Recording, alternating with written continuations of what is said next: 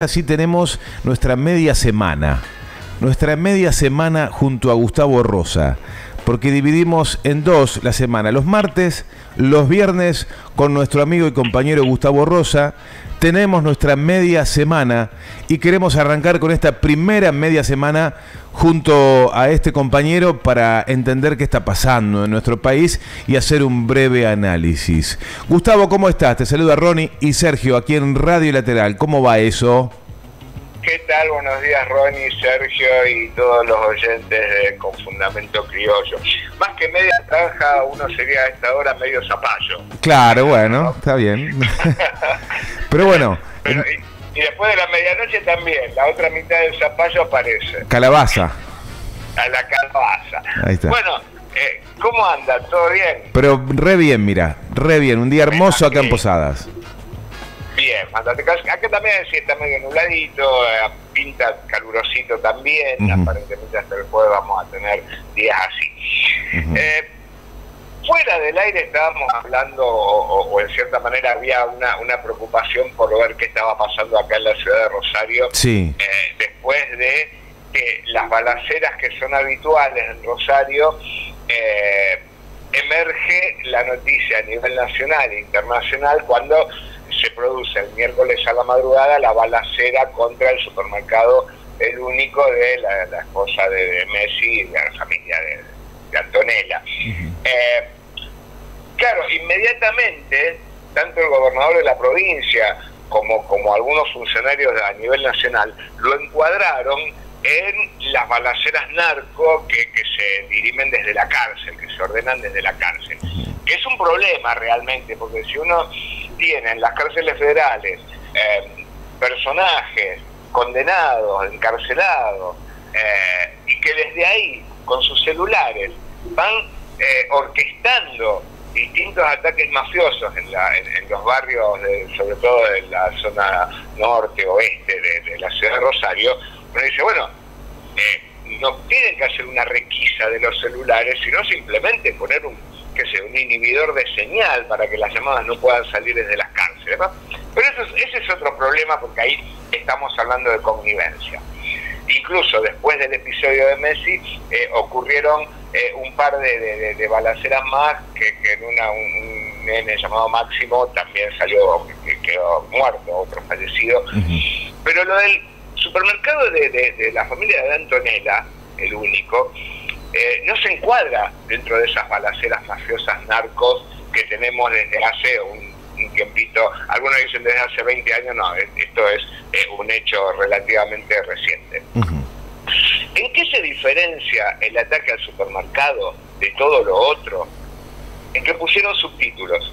Es decir, la notita que dejaron, dirigida a Messi, y hablando de Hapkin, es insólito, nunca había pasado que estos tipos que pasan como los caballos en las películas de Far West, que se meten al pueblo y disparan para todos lados, nunca dejaban una notita. La nota era el ataque a un determinado lugar que querían usar como búnker, o amenazar a alguien que los había denunciado, etcétera. Hapkin, perdón, Hapkin es el intendente de Rosario. Hapkin es el intendente de Rosario. Recordemos que la nota estaba dirigida a Messi. Encima repiten el verbo estamos esperando. Hapkin es narco, no te cuida.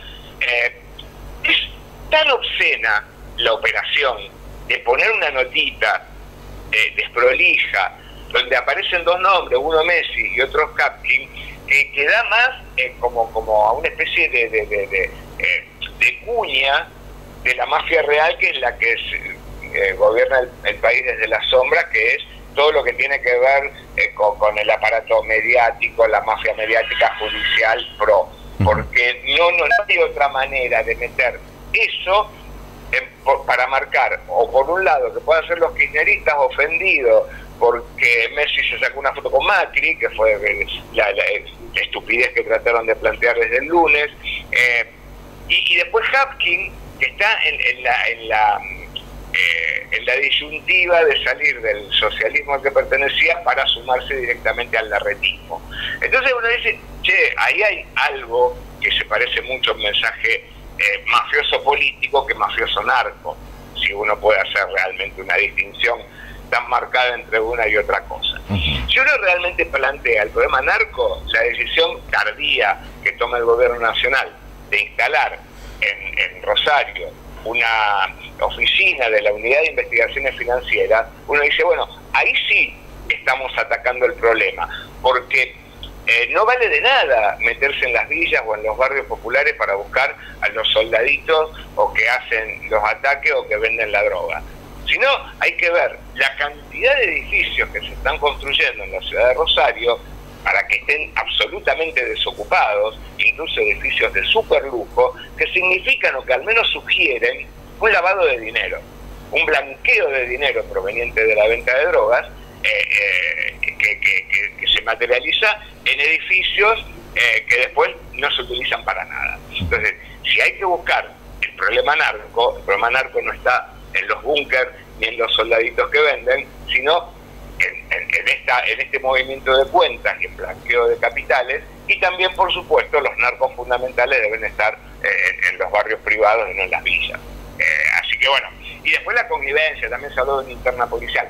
Ahora, para tranquilizar un poco al público de Posadas y del resto del país, no hay una cuestión así acuciante de peligro en toda la ciudad, sino que es en zonas muy determinadas. No es que toda la ciudad es un polvorín, que todo el mundo se vaya con todo el mundo, sino que es en determinados momentos y en esos barrios. O sea que te podemos ir a te podemos caer, Gustavo. Te podemos visitar. Tranquilamente, no pasa nada. No pasa nada. Vengan con el chaleco antibalas, pero no hay que usar Amalia Granata porque eso no sirve para nada. Eso me decía Ronnie recién, que usaron un chaleco con el pelado botón ese de Crónica, y Amalia Granata, sí. Le digo con cariño, por supuesto, pobre pelado, ¿no? Que usaban ese chaleco para balas de pintura. Claro, para el pinball. Para la pintura, para esas batallas, que además esos chalecos salen 20.000 pesos más o menos, pero los chalecos antibalas reales, yo no puedo ir a una tienda a comprar un chaleco antibalas ni pedirlo por internet porque tengo que tener autorización de la ANMAT, que es la que administra a nivel nacional la distribución de armas. El chaleco antibalas, por más que parezca lo contrario, es un arma también, ¿no? Forma parte de un arsenal. Por lo tanto, no cualquiera puede tener un chaleco antibalas, de verdad. Por eso es ridículo lo que... Entonces ya después salió a decir, ay no, pero era un símbolo, sí, pero en ese momento no dijo que era un símbolo. Dijo que era un chaleco por lo peligroso que estaba haciendo la ciudad. Lo que también habla del caranchismo, ¿no? De cómo salen los caranchos a aprovechar cuando hay carroña, que son ese sector de la política, en lugar de buscar... Y después, por otro lado, también... con respecto a esto, las cárceles en donde se manejan estas balaceras son cárceles federales, por lo tanto es control del gobierno nacional qué pasa en esas cárceles. Hace muchísimo que se sospecha de esto, de que se orquestan desde las cárceles a través de celulares, y uno dice, bueno, no es tan difícil controlar eso. Hay connivencia, evidentemente, social, política. Sí.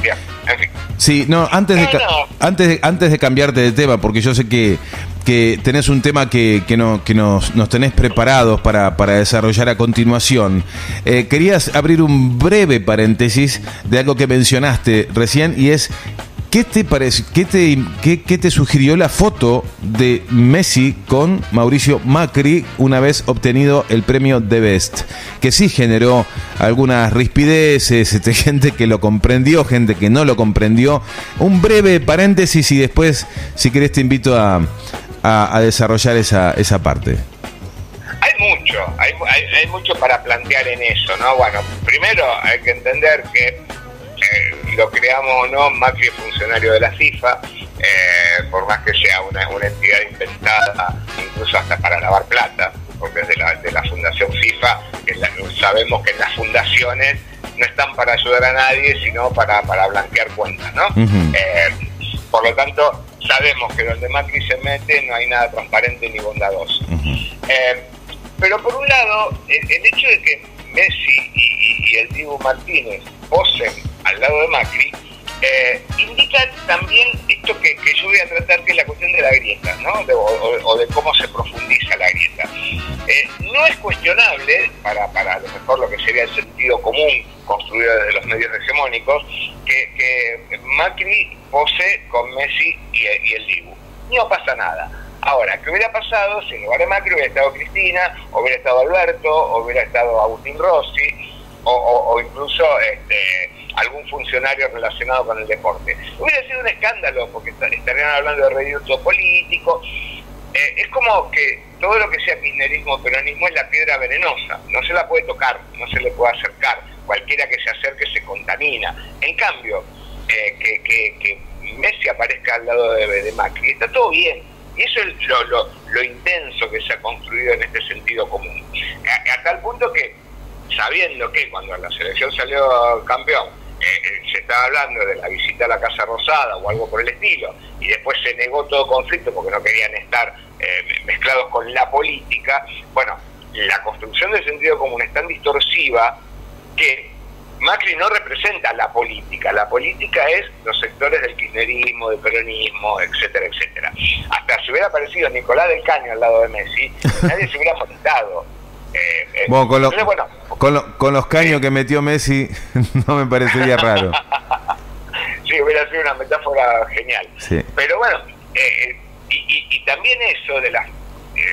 se lo trataba de mezclar como una venganza del kirchnerismo por la foto de Macri. Bueno, realmente a uno se lo cataloga como que está bien que aparezca frente a dos astros del fútbol, para los otros sería oportunista. Claro. Ahora, la cuestión acá es, cuestionar a los dos jugadores de fútbol, estrellas de la selección y que ganaron estos premios de vez, por estar al lado de Macri. Sí, a uno le da bronca, pues no tendría que estar o con todos o con ninguno.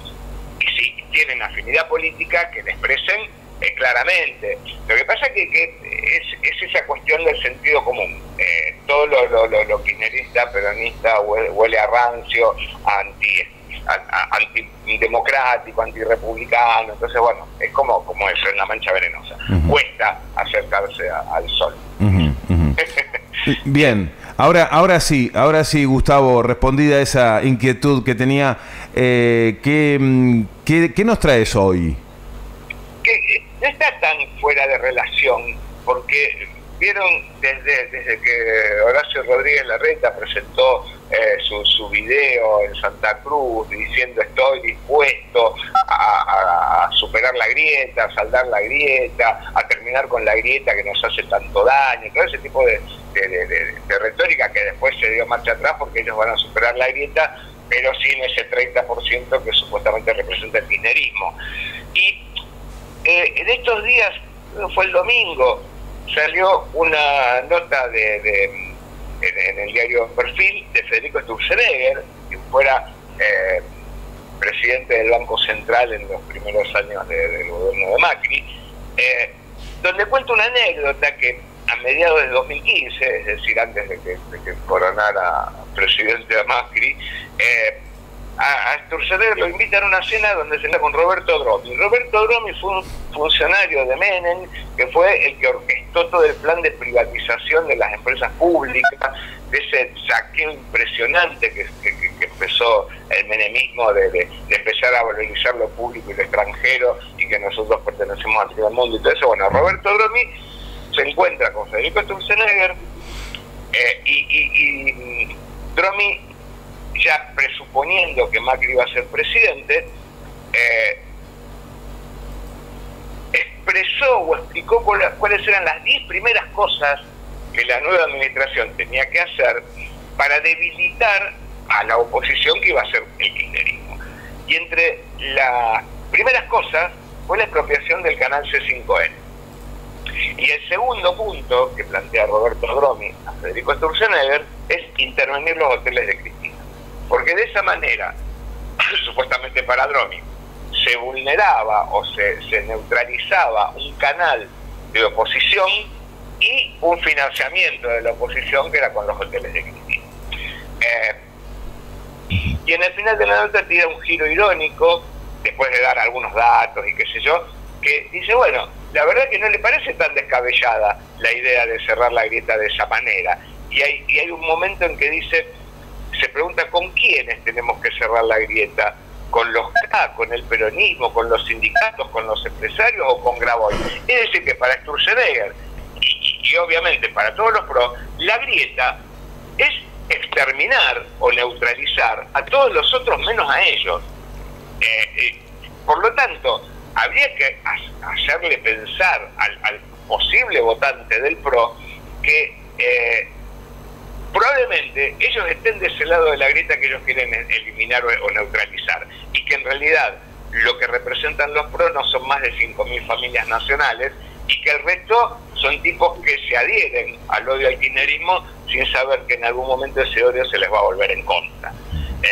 Es interesante de cara a esto, porque la otra vez me preguntabas vos si se había roto la idea del bipartidismo con esta idea de las alianzas o de los frentes. Bueno, sigue habiendo una especie de bipartidismo, porque las dos fuerzas mayoritarias, que ya no son tan mayoritarias como en otra época, pero que más o menos se pueden catalogar en un 30-30, siguen predominando a pesar de que tengan nombres diferentes.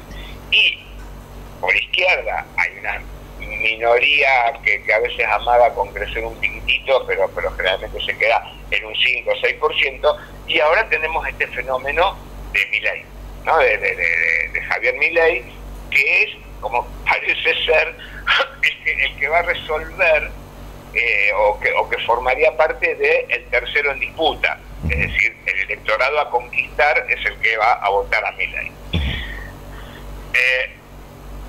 A ver si lo que voy a hacer ahora, es más o menos una especie de radiografía que no hice yo, sino que es a través de un estudio de cómo se conforma el electorado de Milei.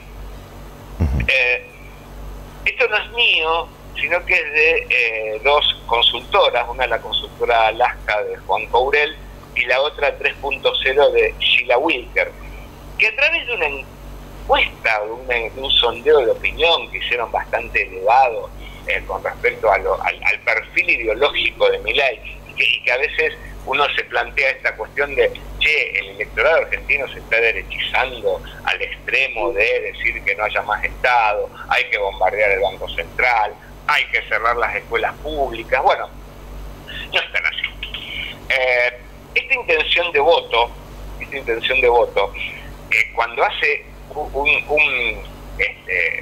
un recorrido por temas hacia esos que se manifiestan que van a votar a Milei, se encuentran con que las ideas que sostienen son contrarias a las que plantea Milei.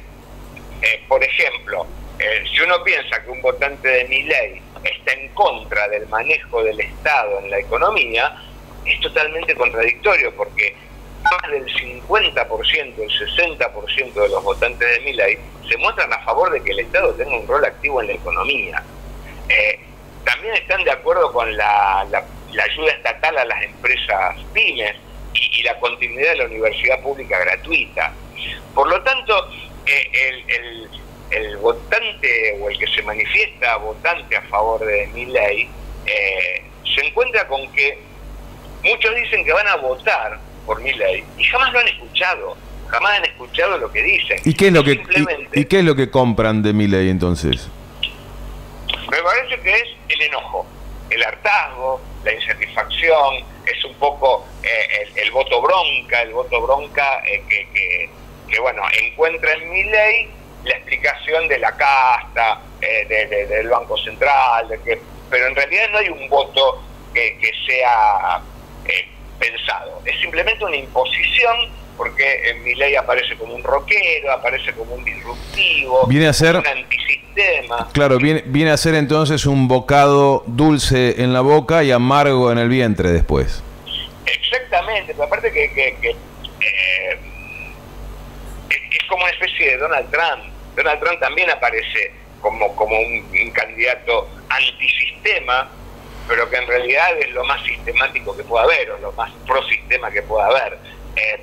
Y es un poco el resultado de la insatisfacción que a 40 años de democracia, salvo en un periodo bastante marcado de infelicidad para gran parte de los argentinos, que fue durante 2003-2015, siempre hemos estado en la vida del ajuste, en la vida del no llegar a fin de mes, en la vida de no poder planear a cambiar tu casa o comprarte un auto nuevo para la mayoría de la gente.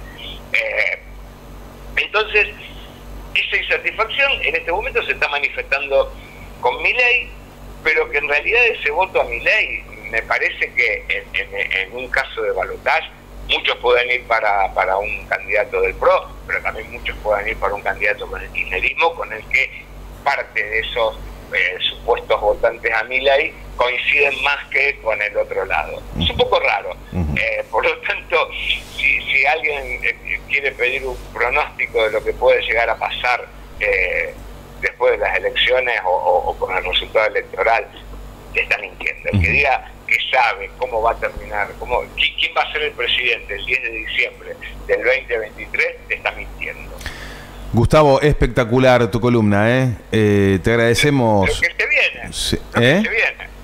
Hay tres cositas importantes que se vienen, de las que a lo mejor vamos a poder hablar un poquito el viernes. El viernes. El jueves es primero mañana, el 8 de marzo, el Día Internacional de las Mujeres, donde por supuesto va a haber una movilización impresionante, me imagino que en todos los puntos importantes del país. Sí. El jueves va a estar los fundamentos del fallo, no se van a leer, sino que se van a publicar los fundamentos del fallo de la sentencia Cristina por la causa vialidad. El viernes va a hablar Cristina en Viedma, porque va a recibir el premio del doctor honoris causa de la Universidad de Río Negro, y el sábado en Avellaneda va a estar esta juntada de todos los grupos filokirchneristas para realmente empezar la batalla contra la proscripción y el operativo clamor de Cristina Presidenta. Bueno, impresionante, Viedma, aquella localidad de Río Negro que pretendía convertir en capital federal el doctor Raúl Alfonsín, ¿te acordás? Exactamente. Bueno. Otro de los tantos proyectos de traslado de la capital federal, ¿no? Que siempre quedan en el tintero. También Cristina lo dijo en su momento de trasladarlo al norte. Alberto también dijo en algún momento de hacerle el traslado al norte, pero empezó con esto del ministerio itinerante que no se completó totalmente. Siempre hay un proyecto. En algún momento quería ser Rosario, la capital del país, en el siglo XIX. Qué bueno. Bueno, en algún momento se va a dar. Gustavo, gracias por estos minutos, gracias por estar con nosotros. Te esperamos el viernes para volver a repasar otra nueva media semana en el país. Dale. Dale, nos vemos el viernes. Muchísimas gracias por la paciencia. No, al contrario, un honor, Gustavo. Te mandamos un abrazo. Chao, hasta luego. Hasta luego. Chau. Bueno, Gustavo Rosa otra vez con nosotros, ayudándonos a pensar.